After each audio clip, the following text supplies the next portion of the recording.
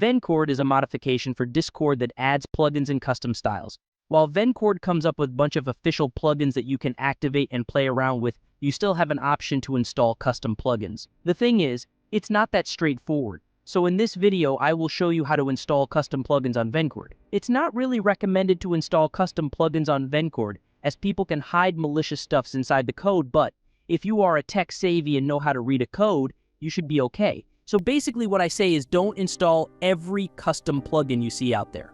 Okay, so first of all, we have to install Node.js and Git on our computer. The download links are in the video description. I will fast forward the downloading and installing parts of these two softwares.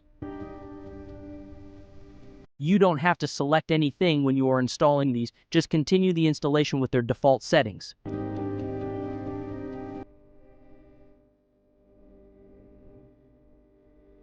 Once the installations are done, open the command prompt and type in node space 2- version and press enter.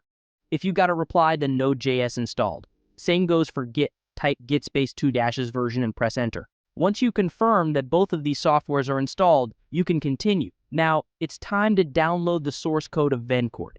The link to their GitHub repo is also in the description.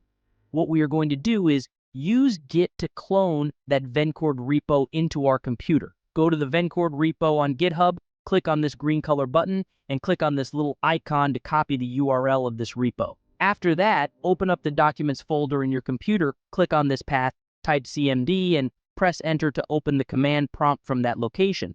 Type in git clone and press right mouse button to paste the GitHub repo URL you copied earlier. Once it's cloned, type in cd Vencord to go into that directory. Now type in this command and press enter. These commands are in the video description so you can just copy-paste them. Once it's done, type in this command and press enter again. This process would take some time.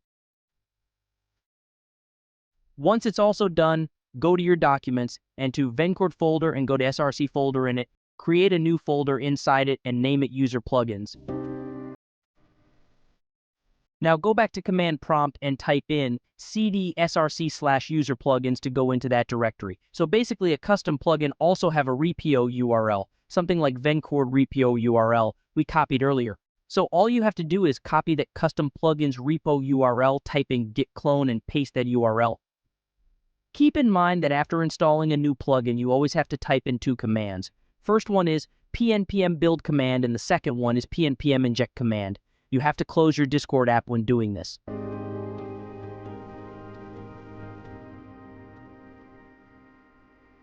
When doing the pnpm inject command, it will ask you to select what you want to do. Just press enter twice and you're good to go. And that's it. We are done.